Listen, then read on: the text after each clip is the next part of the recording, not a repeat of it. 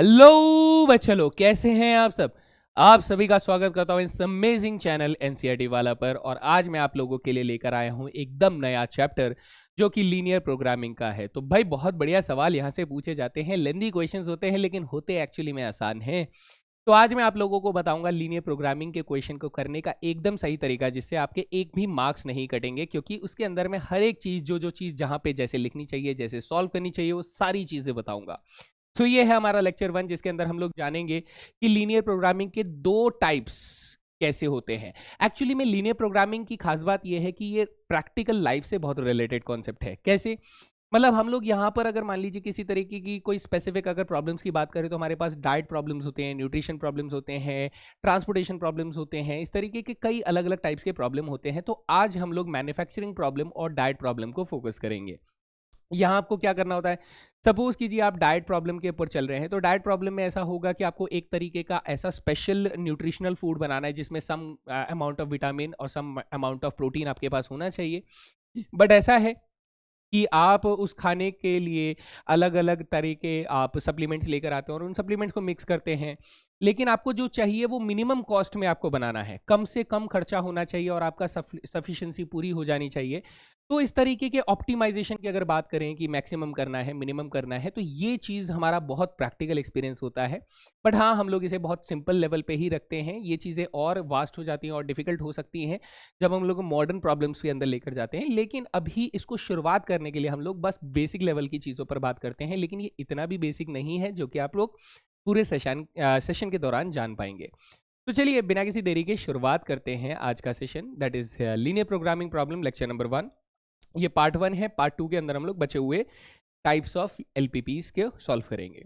तो आज के सेशन में हम लोग सबसे पहले जानेंगे कि इंपॉर्टेंट टर्म्स क्या क्या होती हैं, और फिर डाइट प्रॉब्लम्स की बात करेंगे, एंड देन प्रोडक्शन प्रॉब्लम्स की बात करेंगे। प्रोडक्शन यानी मैन्युफैक्चरिंग, है ना। तो ये दो हमारे स्पेशल टाइप्स रहेंगे। तो सबसे पहले अगर मैं बात करूं आप लोगों से, तो ऑब्जेक्टिव फंक्शन ही आप लोगों को जानका पता होना चाहिए कि ऑब्जेक्टिव फंक्शन क्या होता है।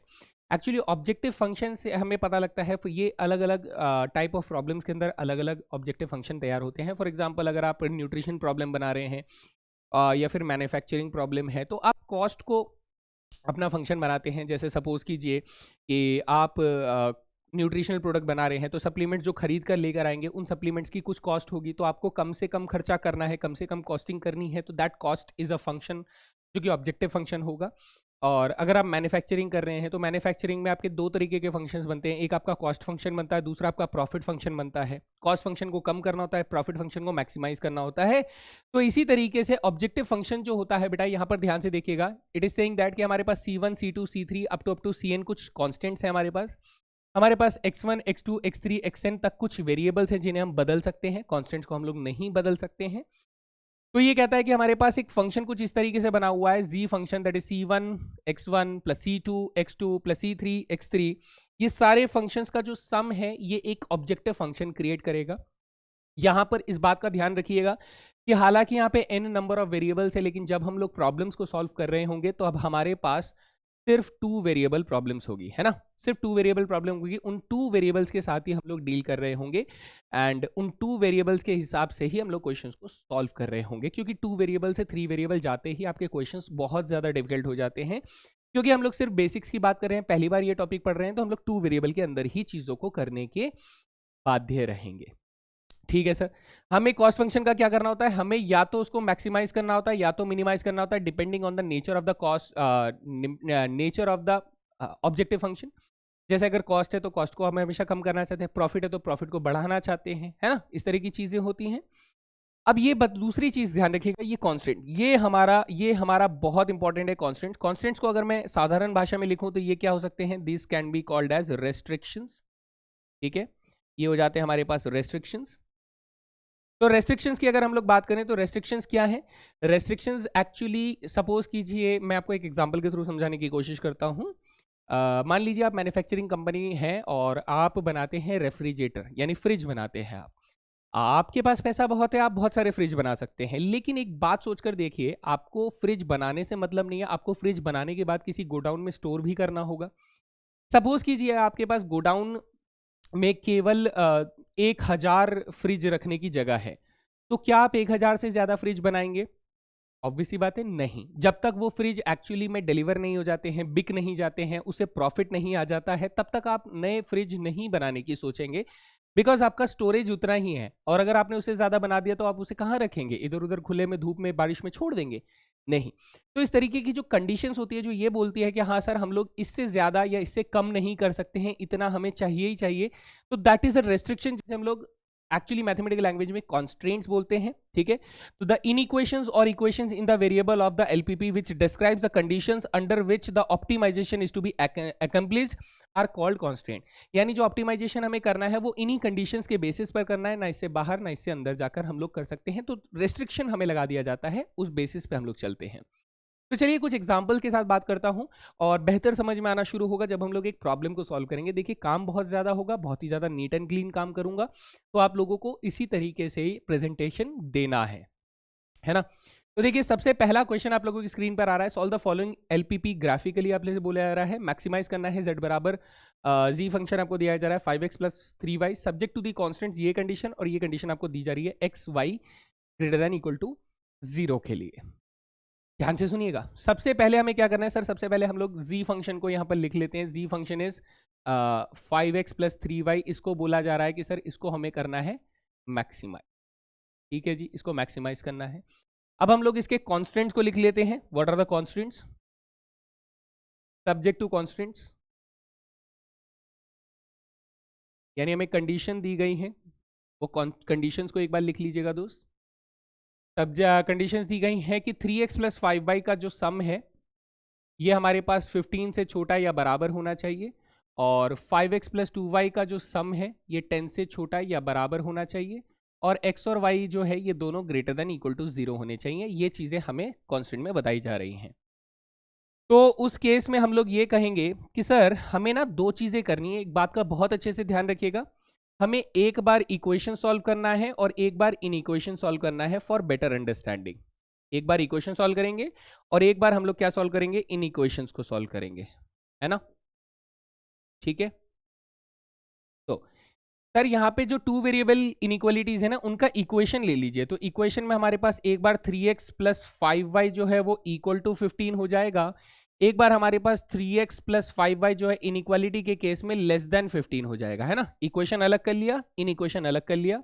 यहाँ पर 5x प्लस 2y जो है वो लेस देन 10 है, सॉरी इक्वल टू 10 है। यहाँ पर this is equal to 10 and this is 5x plus 2y जो है दैट इज लेस देन 10 हो जाता है यहाँ पर। ओके जी, यहां तक हम लोगों को समझ में आता है। अब हम लोग जानते हैं सर इक्वेशन के लिए हम लोग क्या करते हैं? सर इक्वेशन के लिए हम लोग करते हैं प्लॉटिंग। प्लॉटिंग के लिए हम लोग निकालेंगे दो पॉइंट्स जो कि इसको सेटिस्फाई करते हो। वो कैसे निकालेंगे दोस्त? ऐसे करके निकालेंगे। ये हो गया x, ये हो गया y। तो सर x की वैल्यू अगर 0 रखी तो y की वैल्यू आ जाएगी 3, y की वैल्यू 0 रखी तो x की वैल्यू आ जाएगी 5, है ना। यहां पर प्लॉटिंग करें दोस्त, तो ये हो गया x, ये हो गया y। x की वैल्यू 0 रखी तो y की वैल्यू आ जाएगी 5, y की वैल्यू 0 रखी तो x की वैल्यू आ जाएगी 2। तो ये जो भी हम लोगों ने किया, मुझे इसका ग्राफ ड्रॉ करना होगा। तो लेट्स ड्रॉ द ग्राफ। अब मैं आपको ग्राफ के बारे में एक अच्छी बात बता देता हूं कि ये जो ग्राफ होगा ये आपको ग्राफ पेपर पे ही बनाना है। बहुत ही नीट और बहुत ही क्लीन ग्राफ बनाना है, जितना हो सके इंफॉर्मेटिव ग्राफ बनाना है, जैसे मैं बना रहा हूं, है ना। तो कोशिश करनी है ऐसे ही बनाएं आप लोग। ये हो गया हमारा x axis and let us begin. This is the y axis. Okay जी, ठीक है, ये हमारा y एक्सिस हो गया। ओके, अब मुझे क्या चाहिए? मुझे कुछ लाइंस बनानी है जो कि 03 और 50 से गुजर रहा है। तो लेट अस सपोज 03 हमारा यहाँ कहीं होगा, 50 यहाँ कहीं होगा, तो ये लाइन कुछ ऐसे से गुजर जाएगी, ऐसे करके। तो ये वाला पॉइंट हो गया सर हमारे पास, this point is 03, this point is 50। मैं इनकी प्लॉटिंग नंबर जो है वो बाद में लिख दूंगा। दूसरी लाइन है हमारे पास 05 और 20, 20 यहाँ होगा, 05 यहाँ होगा, तो ये लाइन कुछ ऐसे गुजर रही होगी यूं करके, है ना। तो एक ये वाला पॉइंट हो गया और एक ये वाला पॉइंट हो गया। ये अब ग्राफ पेपर पे ही बनाएंगे। मैं अभी एक प्लेन पेपर पे बना रहा हूं, इसलिए हो सकता है थोड़ा ऊपर नीचे हो जाए, बट आपको ग्राफ पेपर में बनाओगे तो सही सही प्लॉटिंग का ही यूज कीजिएगा, ये आप लोगों को रिकमेंडेशन है। तो पॉइंट्स लिख देते हैं सर। ये वाला पॉइंट कितना हो जाएगा? ये पॉइंट हो जाएगा 5,0 हो जाएगा। ये वाला पॉइंट हमारे पास 0,3 हो जाएगा। ये वाला पॉइंट 2,0 हो जाएगा और ये वाला पॉइंट हमारे पास 0,5 हो जाएगा। This is 0,5। ओके, ठीक है सर। अब हम लोग इन इक्वेशन की तरफ आ जाएं। इन इक्वेशन क्या कहता है सर, ये दोनों की दोनों लाइंस जो है ये ओरिजिन से नहीं गुजर रही है, तो मैं इसे भी चेक एट 0 0 कर लेता हूं, चेक एट 0 0 कर लेते हैं, और इसे भी हम लोग चेक एट 0 0 कर लेते हैं। ठीक है सर, तो ऐसे में ये हो जाएगा 0 इज लेस देन 15 और ये हो जाएगा 0 इज लेस देन 10। तो आप कहेंगे सर ये दोनों के दोनों सेटिस्फाई कर रहे हैं, तो हम लोग लिखेंगे टूवर्ड्स 0 0, यानी शेडिंग किधर होगी, 0 0 की तरफ शेडिंग होगी, और यहां पर भी सर टूवर्ड्स 0 0 शेडिंग करनी है, क्योंकि ये इसको सेटिस्फाई कर रहा है, 0 इज लेस देन 10 एक सही स्टेटमेंट है, एक ट्रू स्टेटमेंट है। तो हम लोगों ने इक्वेशन पार्ट को अलग सॉल्व किया, इन इक्वेशन पार्ट को अलग सॉल्व किया। अब शेडिंग पर ध्यान दीजिए। शेडिंग में हमसे ये कह रहा है कि सर हमारे पास जो लाइन होनी चाहिए, जरा ध्यान से सोचिएगा, ये कह रहा है कि सर जो 3x + 5y लेस देन 15 वाली लाइन है, यानी जो 0350 से गुजर रही है, वो वाली line sir towards origin shade करना चाहती है। देखिए टूवर्ड्स ओरिजिन ये शेड करना चाहती है, तो ये यहां पर ऐसे करके नीचे की तरफ शेड करवाना चाहती है। ओके सर, और ये वाली जो लाइन है ये भी नीचे की तरफ यानी ओरिजिन की तरफ शेड करवाना चाहती है, ऐसे करके, है ना। ये हो गया सर, ये दोनों बातें हो गई। लेकिन ये वाली चीज को थोड़ा सा मैं चाहता हूं कि आप लोग, बच्चा लोग फोकस करें कि x और y greater than equal to 0। Sir इसके बारे में अभी तक हम लोगों ने कोई बात नहीं करी, क्यों? क्योंकि ये जो है बेटा फर्स्ट क्वाड्रेंट को डिनोट करता है। किसको? ये जो है ये अपना फर्स्ट क्वाड्रेंट को डिनोट करता है। कैसे सर? इस बात को ध्यान रखिएगा, ये हर सवाल में आएगा और इसको आपको ड्रॉ नहीं, इसको एनालाइज करना है कि ये फर्स्ट क्वाड्रेंट को रिप्रेजेंट कर रहा है। जैसे इधर देखेंगे, आप कहेंगे सर x ग्रेटर देन 0 क्या होता है? x ग्रेटर देन 0 ये वाली एक्सिस होती है इस तरफ। y ग्रेटर देन 0 किधर होता है? y ग्रेटर देन 0 इस वाली एक्सिस को कहते हैं। सर इन दोनों एक्सिस को अगर एक साथ बोलूंगा तो ये फर्स्ट क्वाड्रेंट को रिप्रेजेंट नहीं कर रहा है? हाँ सर कर तो रहा है, एग्जैक्टली तो ये फर्स्ट क्वाड्रेंट में रहेगा, यानी मेरी शेडिंग जो है वो x के इस तरफ नहीं जाएगी, y के नीचे की तरफ नहीं जाएगी, यानी जो मेरा एक्चुअल शेडिंग होना चाहिए वो क्या होना चाहिए? वो ये वाला रीजन होना चाहिए। हाँ या ना? आप कहेंगे हाँ सर ये वाला रीजन होना चाहिए, तो ये वाला पॉइंट, अब यहां पर हम लोगों को कुछ जो शेडेड एरिया आया, ये इस लाइन से नीचे है, ये इस लाइन से इस तरफ है, ये फर्स्ट क्वाड्रेंट के अंदर है, तो this is a bounded feasible region, ये चारों तरफ से बंद है। तो ये बात आपको यहां पर मेंशन करनी है ना। तो सपोज कीजिए मैंने ऐसे करके लिख दिया। अब मैंने कहा the bounded feasible region is,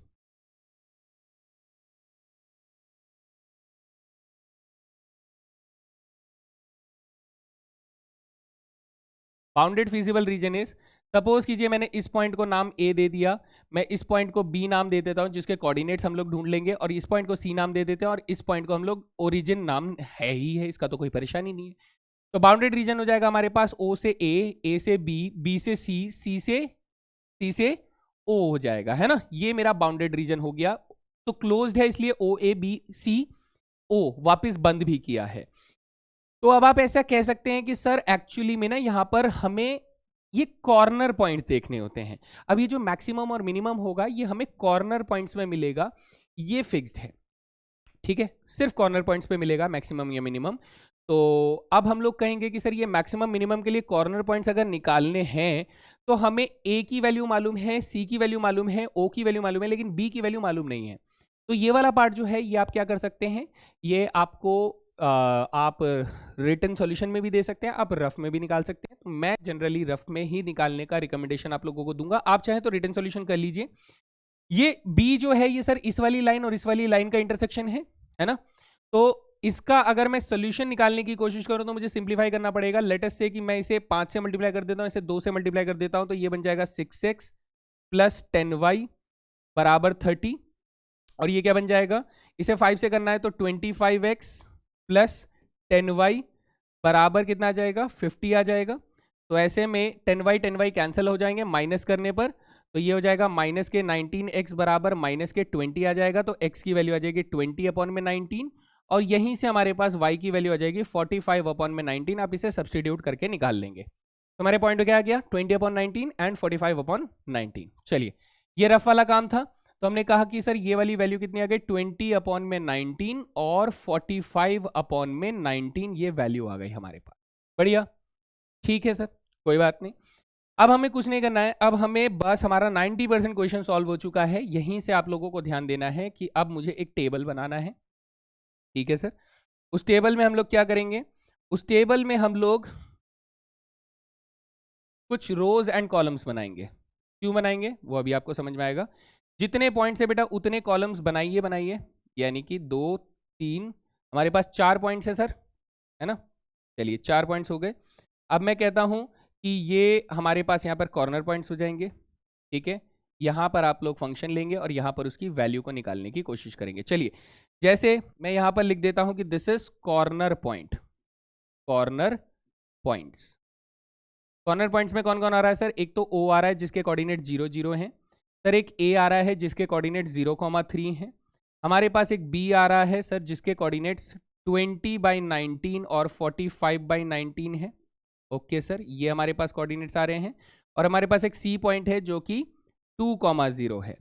यहाँ पे हम लोग अपना Z फंक्शन लेंगे जिसको मैक्सिमाइज या मिनिमाइज करना है, दैट इज मैक्सिमाइज करना है 5x + 3y हमारे पास आ जाएगा।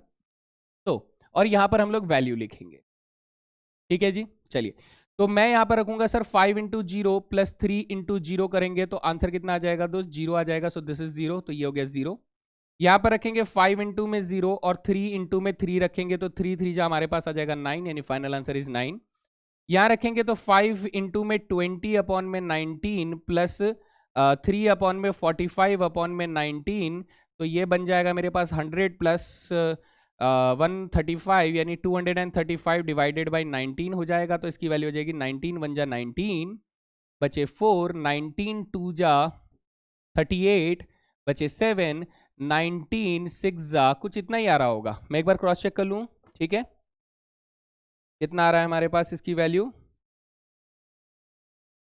235 डिवाइडेड बाई 19, तो दिस इज 12.368 करके एक वैल्यू आ रही है। तो 2.368 करके ये वैल्यू आ जाएगी, ठीक है जी। यहां पर रखेंगे तो ये 5 × में 2 हो जाएगा प्लस 3 × में 0 हो जाएगा, तो हमारे पास कितना आ रहा है, 10 आ रहा है। So this is 10। आपको कहां दिख रहा है, आप कहेंगे सर ये वाली वैल्यू जो है ये एक्चुअली में मैक्सिमम वैल्यू है इन सब में से, ये मैक्सिमम वैल्यू हमारे पास आ रही है। तो हम लोग फाइनल रिजल्ट क्या देंगे कि सर z बराबर क्या है, 5x + 3y has maximum value at, has maximum value when, when कब सर, जब हमारे पास x बराबर 20/19 था एंड y बराबर 45/19 था। यही मेरा फाइनल आंसर हो जाएगा, ठीक है दोस्त। अच्छा लग रहा है, तो आपको इतना तो करके दिखाना ही होगा, है ना। इतना आपको करके दिखाना होगा, इसी से आप लोगों को पूरे पूरे मार्क्स यहां पर मिलेंगे। बढ़िया जी, डन डना डन, है ना। ठीक है, तो चले अगले सवाल पे देखते हैं। Next question on your screen right now. ये रहा क्वेश्चन, देखेंगे। अरे वाह, क्वेश्चन लंबा हो गया सर, वर्ड प्रॉब्लम। देखो अब तक ये क्वेश्चन था, आपको क्या किया गया बेटा, एक फंक्शन दे दिया गया और उसके कॉन्स्टेंट्स यानी रेस्ट्रिक्शंस भी दे दी गई। लेकिन सवाल भारी कब पड़ता है सर, सवाल भारी ये पड़ता है कि पहले मुझे वर्ड प्रॉब्लम दिया जा रहा है जिससे मुझे फंक्शन बनाना होगा, ऑब्जेक्टिव फंक्शन, और फिर उसके बाद कॉन्स्टेंट्स बनाने होंगे, देन उसके बाद हम लोग इस क्वेश्चन को सॉल्व करेंगे। So now this is very difficult task. देखते हैं दोस्त, यहां पर ये कह रहा है कि a housewife wishes to mix together two kinds of food x and y in such a way that that it contains the at least 10 units of vitamin A and 12 units of vitamin B and 8 units of vitamin C. और the vitamin contents of 1 kg food is given below. food X में इतना इतना इतना vitamin A, vitamin B, vitamin C, और food Y में इतना इतना इतना है। कह रहा है 1 kg of food X cost 6 रुपए and 1 kg of food Y cost 10 रुपए. Find the least cost of the mixture which will produce the diet. समझ में थोड़ा थोड़ा कम आया है, थोड़ा थोड़ा आया है, मैं आपको आराम से समझाता हूं। सबसे पहले हमें क्या करना है बेटा, हमें लीस्ट कॉस्ट करना है। लीस्ट कॉस्ट मतलब कॉस्ट को कम से कम करना है। तो हम लोगों ने कॉस्ट फंक्शन बनाया, लेकिन कॉस्ट फंक्शन से पहले हम लोगों ने अजम्पशन ली। क्या अजम्पशन ली, let x kg of food x and y kg of food y is used. Maximum quantity में हम लोगों ने क्या किया बेटा, मैक्सिमम जब भी हमें मिनिमम करना है तो उस मिनिमम कॉस्ट की कंडीशन में हम लोगों ने x kg of food x और y kg of food y को हम लोगों ने इस्तेमाल किया। तो यहां से आप कहेंगे सर मेरा कॉस्ट फंक्शन जो जनरेट होगा ना, वो कॉस्ट फंक्शन क्या बन जाएगा, सी फंक्शन विल बी, अगर मैं 6 रुपए फूड एक्स के दे रहा हूं पर केजी, तो एक्स के जी के मुझे 6x रुपए देने होंगे, ठीक है सर। और अगर मैं कितने रुपए, 10 रुपए फूड वाई के दे रहा हूं पर केजी, तो मुझे वाई के जी के 10 वाई देने होंगे। Now this is the cost function, और इसे मुझे क्या करना है सर, इसको मुझे मिनिमम करना है, मिनिमाइज करना है, कॉस्ट को हमेशा मिनिमाइज करना होता है। I hope this is clear, ठीक है सर। नेक्स्ट स्टेज में हम लोग ये कहेंगे कि सर आप सब्जेक्ट टू द कॉन्स्टेंट्स को पकड़िए। कॉन्स्टेंट्स हमारे पास क्या है, सब्जेक्ट टू कॉन्स्टेंट्स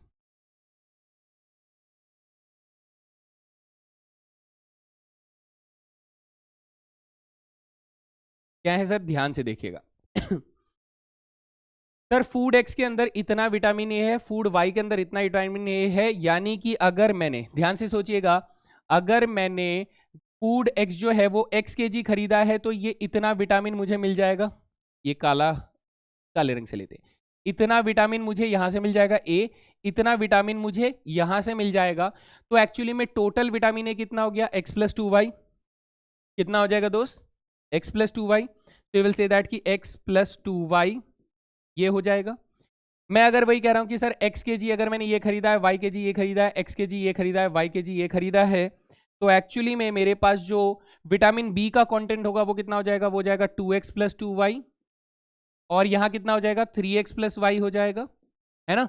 अब इसने बोला कि सर मुझे लीस्ट, कम से कम, क्या बोल रहा है दोस्त, एट लीस्ट बोल रहा है, कम से कम बोल रहा है, कम से कम, इससे ज्यादा चलेगा, ठीक है सर, कम से कम बोल रहा है, यानी ये वाली वैल्यू जो है, यानी विटामिन ए के लिए बोल रहा है कि कम से कम 10 यूनिट चाहिए, तो 10 से ज्यादा चलेगा, है ना। विटामिन बी के लिए कितना बोल रहा है सर, कम से कम 12 बोल रहा है, तो ये 12 से ज्यादा चलेगा। और विटामिन सी के लिए 8 यूनिट्स बोल रहा है, तो ये कम से कम 8 से ज्यादा चलेगा। ये हो गया बेटा विटामिन ए वाली क्वांटिटी के लिए, ये हो गया विटामिन बी वाली क्वांटिटी के लिए कांस्टेंट, और ये हो गया विटामिन सी वाली क्वांटिटी के लिए कांस्टेंट। अब हम कह रहे हैं कि सर जब हम लोग खाना खरीद ही रहे हैं, तो हम लोग पॉजिटिव में ही खरीदेंगे ना, नेगेटिव में थोड़ी ना खरीदेंगे। तो इसका मतलब आपके पास दो कांस्टेंट और आ जाएंगे, दैट इज एक्स भी ग्रेटर देन 0 में रहेगा और वाई भी ग्रेटर देन इक्वल टू 0 में रहेगा, क्योंकि हमने खाना अगर खरीदा है तो या तो हमने नहीं खरीदा होगा, या तो हमने खरीदा है तो वो पॉजिटिव केजी में ही खरीदा होगा, नेगेटिव में थोड़ी ना खरीदा होगा। तो these are the subject to the constants, हमें इसे मिनिमम करना है इन शर्तों को ध्यान में रखते हुए। तो ये वाला पार्ट जो है मैं कॉपी कर लेता हूं पीछे, तो दैट हम लोग क्वेश्चंस को सॉल्व करना शुरू करें। दैट इज हमारे पास कॉस्ट फंक्शन है 6x plus 10y, cost function है हमारे पास 6x प्लस 10y है, जिसे हम लोग मिनिमम करना चाहते हैं, ठीक है। और सब्जेक्ट टू कॉन्स्टेंट्स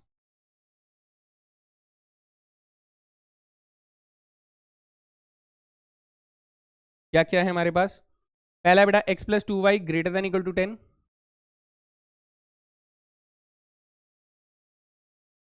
अगला है मेरे पास 2x plus two y greater than equal to 12,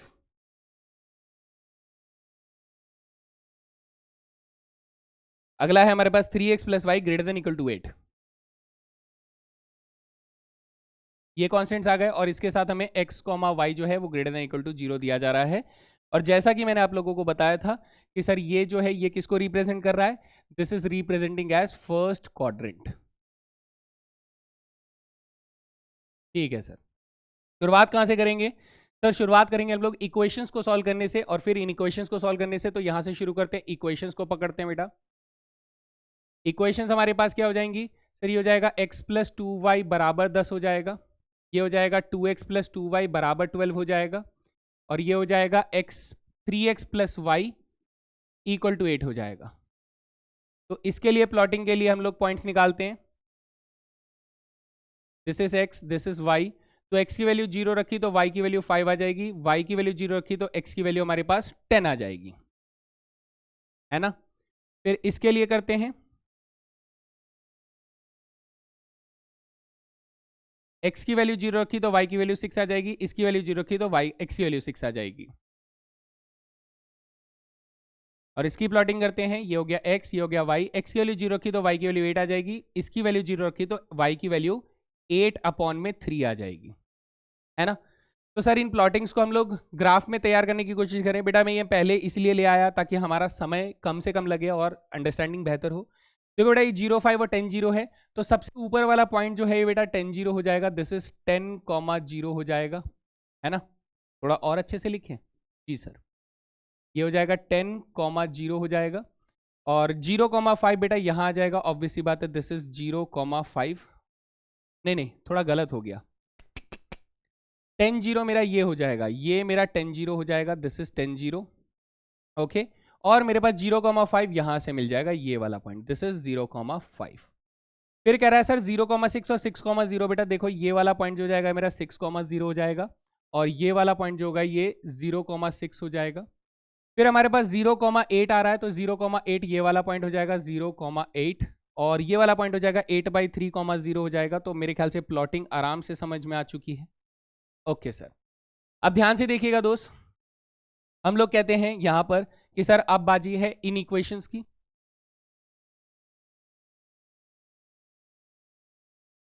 in equations में कहा है कि सर x+2y जो है वो ग्रेटर देन 10 होना चाहिए, और 2x+2y जो है वो ग्रेटर देन 12 होना चाहिए, और 3x+y जो है वो ग्रेटर देन 8 होना चाहिए। यही बोला गया है इन इक्वेशंस में, है ना?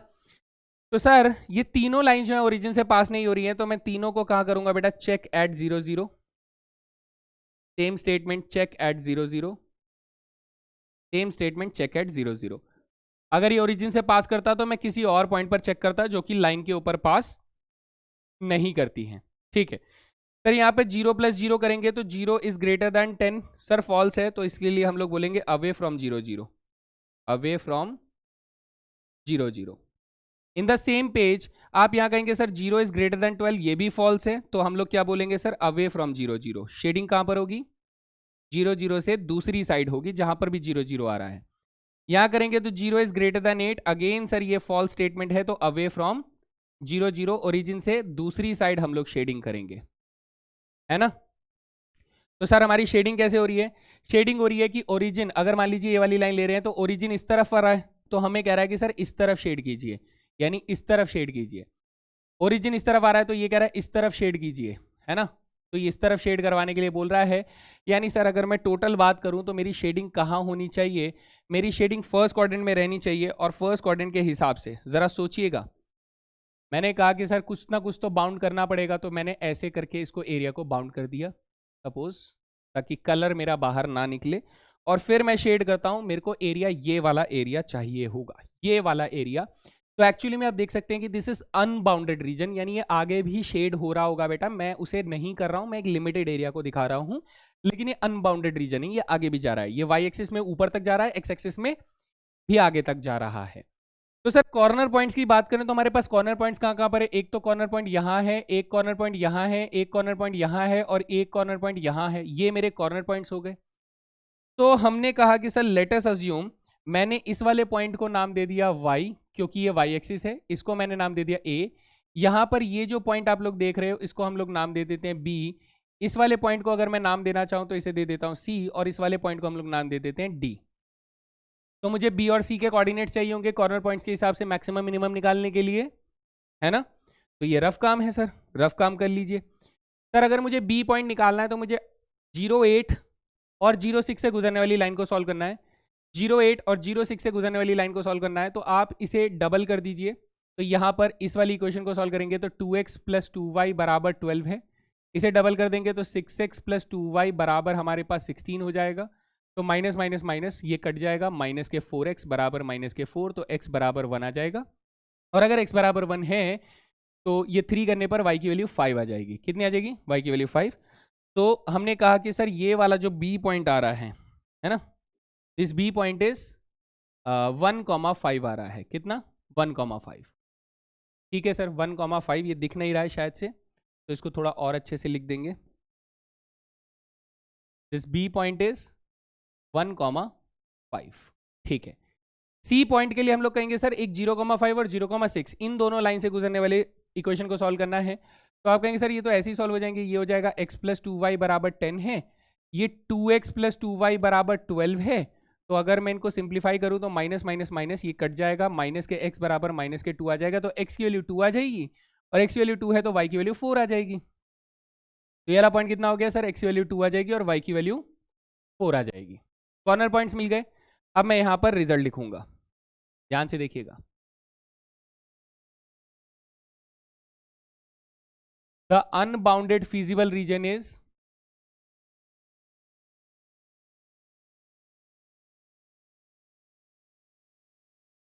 अनबाउंडेड फीजिबल रीजन इज, क्या हो जाता है बेटा, y से शुरू करते हैं, y से a पर आए, a से b पर आए, b से c पर आए, और c से बेटा कहाँ चले गए, x पर चले गए। नहीं सर, d पर भी तो जाना है, d भी हमारा कॉर्नर पॉइंट है और उसके बाद x है, तो ये वाला पॉइंट कौन सा है दोस्त, ये वाला x पॉइंट, चलो x एक्सिस को रिप्रेजेंट कर रहा है। तो ये मेरा बाउंडेड अनबाउंडेड फिजिबल रीजन हो गया। सर इतना होने के बाद मेरा काम पूरा हो जाता है ना 90% वाला, एग्जैक्टली बेटा। अब आपको क्या बनाना है, अब आपको बनाना है एक छोटा सा टेबल, और उस टेबल में हम लोग वैल्यू का कैलकुलेशन करेंगे बड़े ही प्यार से, आराम से, बिना गलती के। तो देखिए, ये हो गया पहला पॉइंट, ये हो गया दूसरा पॉइंट, ठीक है, ये हो गया तीसरा और चौथा पॉइंट। इस तरीके से हम लोगों ने बना लिया, and this is my corner points वाला कॉलम। ये हो जाएगा मेरे को वैल्यू कैलकुलेट करने वाला कॉलम, तो वैल्यू हम लोग साइड में लिख देंगे। तो कॉर्नर पॉइंट को मैं CP से लिख रहा हूँ। यहाँ पे हमारा कॉस्ट फंक्शन कितना था, that is 6x plus 10y था, है ना, और यहाँ पर वैल्यू निकाल लेते हैं। चलिए ओके जी। कॉर्नर पॉइंट्स हमारे पास क्या क्या आ रहे हैं सर, सबसे पहला कॉर्नर पॉइंट आ रहा है 0,8 आ रहा है। अगला कॉर्नर पॉइंट हमारे पास कितना आ रहा है, 1,5 आ रहा है। नेक्स्ट कॉर्नर पॉइंट हमारे पास 2,4 आ रहा है, और नेक्स्ट कॉर्नर पॉइंट हमारे पास 10,0 आ रहा है। ठीक है सर, वैल्यू रखिए बेटा, ये हो जाएगा 6 इंटू 0 प्लस 10 इंटू में 8 आ जाएगा, तो इससे आपको 80 रुपीज़ मिलने वाला है। ठीक है, यहाँ 6 इंटू 1 करेंगे प्लस 10 इंटू में 5 करेंगे, तो यहाँ से आपको 56 रुपीज़ आने वाला है। यहाँ 6 इंटू में 2 करेंगे और 10 इंटू में 4 करेंगे, तो ये 40 प्लस 12 यानी 52 रुपीज़ आने वाला है। और यहाँ पे 6 इंटू में 10 करेंगे प्लस 10 इंटू में 0 करेंगे, तो हमारे पास यहाँ पर 60 रुपीज़ आने वाला है। तो आप यहाँ पर देख सकते हैं कि सर एक्चुअली में सबसे कम वैल्यू कहाँ पर यूज हो रही है, सबसे कम वैल्यू यहाँ पर यूज हो रही है, दिस इज द मिनिमम, है ना, सबसे कम रुपए यहाँ पर खर्च हो रहे हैं। तो हम लोग बोलेंगे कि sir C function cost is minimum, cost is minimum when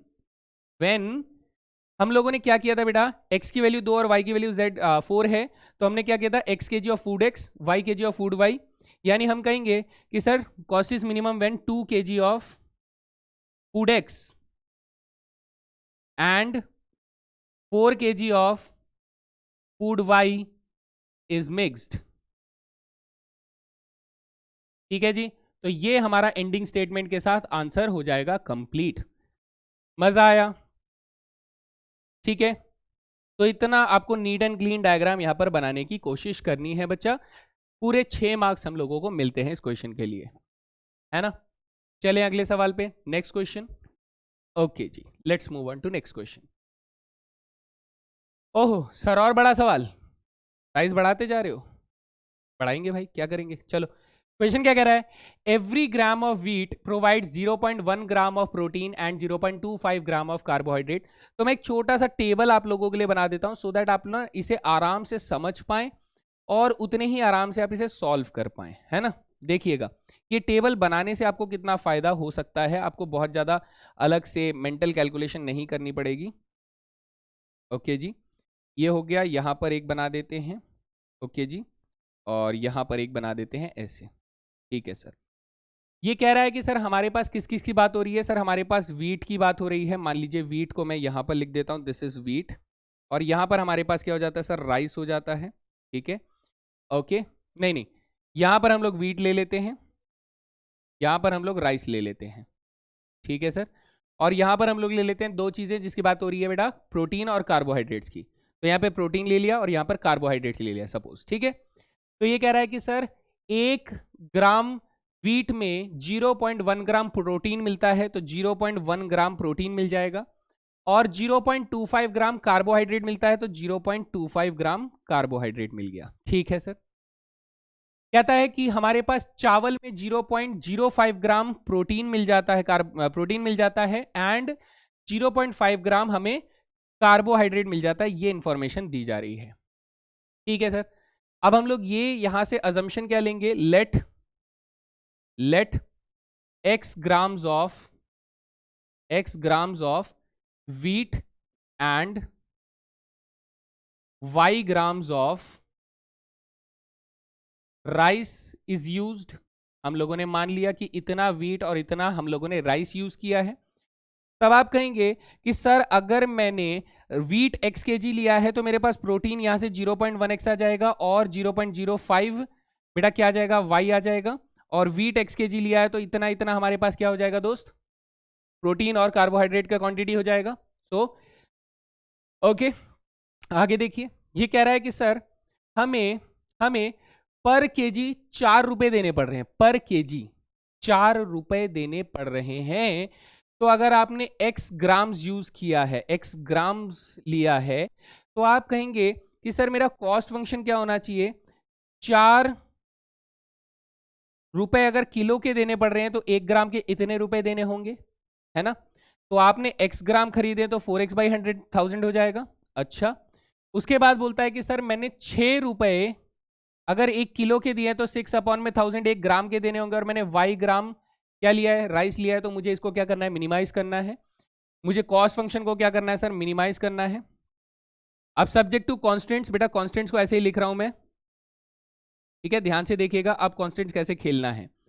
हमने कहा सर हमारा प्रोटीन कंटेंट कितना हो जाएगा टोटल वीट और राइस मिलाकर, आप कहेंगे सर 0.1x प्लस 0.05y, ठीक है, और कार्बोहाइड्रेट कंटेंट कितना हो जाएगा 0.25x प्लस 0.5y, ठीक है। अच्छा, इसने क्या बोला, इसने बोला कि सर मुझे कम से कम बच्चे के लिए कितना रिक्वायरमेंट चाहिए, सर इसने बोला 50 ग्राम तो मुझे प्रोटीन और 200 ग्राम मुझे क्या चाहिए, कार्बोहाइड्रेट चाहिए कम से कम, यानी इससे ज्यादा चलेगा। तो आप कहेंगे सर ये जो है हमारे पास 50 ग्राम होना चाहिए, ये जो है सर 200 ग्राम होना चाहिए, यही बोलना चाहता है ना। इससे ज्यादा चलेगा लेकिन कम बिल्कुल नहीं चलेगा सर, बिल्कुल भी नहीं चलेगा, ये बहुत ही साफ शब्दों में बोला जा रहा है।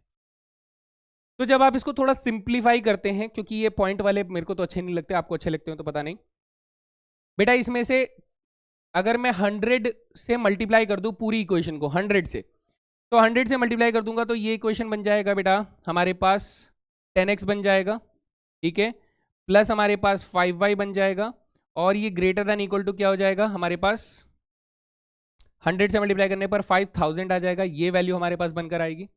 सर इसे और भी रिड्यूस कर सकते थे हम लोग, ठीक है, और रिड्यूस करेंगे तो ये 2x प्लस वाई बराबर 250 आ जाएगा, तो ये क्या हो जाएगा 2x plus y greater than equal to 250 आ जाएगा। जब हम लोगों ने 5 से डिवाइड किया तो ये 2500 आना चाहिए, है ना, 100 से मल्टीप्लाई करने पर 2500 आना चाहिए। या फिर आप इसे दूसरे तरीके से लिख लीजिए, जो सबसे आसान तरीका है मैं वैसे लिख देता हूँ, दैट इज ये हो जाएगा हमारे पास x अपॉन में 10 हो जाएगा, ये y अपॉन में 20 हो जाएगा, ठीक है सर, और ये हो जाएगा हमारे पास 50 का 50, कोई इशू नहीं। इसे अगर मैं लिखना चाहूँगा तो ये हो जाएगा सर x अपॉन में 4 हो जाएगा, ये वैल्यू y अपॉन में 2 हो जाएगा, और ये हो जाएगा हमारे पास less than greater than equal to 200, ऐसा का ऐसा ही रहेगा, कोई परेशानी वाली चीज़ यहाँ तक नहीं होनी चाहिए, आई होप सो, है ना बच्चा। तो ये क्लियर है सभी को, ठीक है, I hope this is clear to everyone. चलिए, अब मैंने कहा कि सर अगर मैं चावल और वीट जो है खरीद रहा हूं तो मेरे पास x की value greater than equal to 0 रहेगी और y की वैल्यू भी ग्रेटर देन इक्वल टू 0 रहेगी, क्योंकि मैं नेगेटिव में तो खरीदने नहीं वाला हूं। तो ये हो गए हमारे कॉन्स्टेंट्स बनकर तैयार। ओके, आप अगर इनका एलसीएम लेकर और सिंप्लीफाई करना चाहें और कर लीजिए, मैं कहूंगा कि सिंप्लीफाई कर लीजिए वरना कंफ्यूजन हो सकता है। दैट इज ये हो जाएगा हमारे पास 2x प्लस वाई और एलसीएम आया 20, तो एलसीएम अगर मेरा 20 आएगा तो 20 इंटू 500 हमारे पास हो जाएगा 1000, ये वैल्यू हो जाएगा, है ना। ओके सर, यस, और यहां पर एलसीएम लेंगे तो ये बन जाएगा x प्लस 2y, और ये हो जाएगा हमारे पास 2 से मल्टीप्लीकेशन, तो ये हो जाएगा 400 से बड़ा होना चाहिए, ये वाली वैल्यू आ जाएगी, ठीक है सर। अब मैं पूरे के पूरे को कॉपी कर रहा हूं अगले पेज पे, दैट इज हमारे पास सी फंक्शन है 4 अपॉन में 100, 4 अपॉन में 1000x, C function is 4 upon में 1000x प्लस 6 अपॉन में 1000y, ये वैल्यू आ रही है। और कॉन्स्टेंट्स हमारे पास क्या है सर, कॉन्स्टेंट्स में हमारे पास आ रहा है 2x plus y is greater than equal to 1000, 2x plus y is greater than equal to 1000, और दूसरा कांस्टेंट हमारे पास क्या है x plus 2y is greater than equal to 400। ठीक है जी, यहां तक समझ में आया? बढ़िया जी, ठीक है, ओके।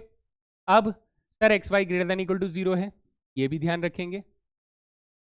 ठीक है सर, कहां से शुरुआत करते हैं सर? इक्वेशन से शुरुआत करते हैं हम लोग। कहां से? इक्वेशन से। इक्वेशन हमारे पास क्या है सर? इक्वेशन है 2x plus y is equal to 1000 और एक है हमारे पास x plus 2y is equal to 400। तो यहां से हम लोग इसको सॉल्व करेंगे प्लॉटिंग के लिए।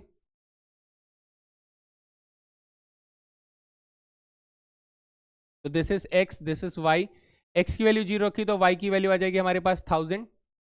तो थोड़ी जगह सी कम पड़ रही है, ठीक करके लिखते हैं सर, जगह कम पड़ रही है। y थोड़ा सा बड़ा, ये हो गया x। x की वैल्यू 0 रखी तो y की वैल्यू 1000 आ रही है, y की वैल्यू 0 रखी तो x की वैल्यू 500 आ रही है। चलिए ठीक है सर, काम चला लेंगे, थोड़ी बड़ी बड़ी वैल्यूज हैं। तो हम कहेंगे सर ये हो गया x, ये हो गया y। x की वैल्यू 0 रखेंगे तो y की वैल्यू 200 आ रही है, y की वैल्यू 0 रखेंगे तो x की वैल्यू 400 आ रही है। तो इनकी प्लॉटिंग तो आप लोग कर ही सकते हैं, है ना? थोड़ा डिस्टेंस बड़ा बड़ा कर लेना होगा। सपोज कीजिए मेरे पास 0,000 है, तो 0,000 किधर आ जाएगा सर? 0,000 तो यहाँ आना चाहिए, ये वाला point should B 0,1000। This point should B 0,1000 हो जाएगा। ठीक है, फिर हमारे पास 0,200 आ रहा है, सो ये वाला पॉइंट क्या होना चाहिए? 0,200 होना चाहिए एक्चुअली में। ठीक है, देन हमारे पास 500,0 आ रहा है, 500, ये हो जाएगा 500,0, ये पॉइंट हो जाएगा, और ये वाला पॉइंट कितना हो जाएगा? 400,0 हो जाएगा। मैंने कोई एरर तो यहाँ पर नहीं है, कंफर्म चेक कर लिया जाए एक बार अच्छे से, क्योंकि ये वाला डिस्टेंस मुझे थोड़ा सा कम लग रहा है ना? एक बार चेक कर लिया जाए।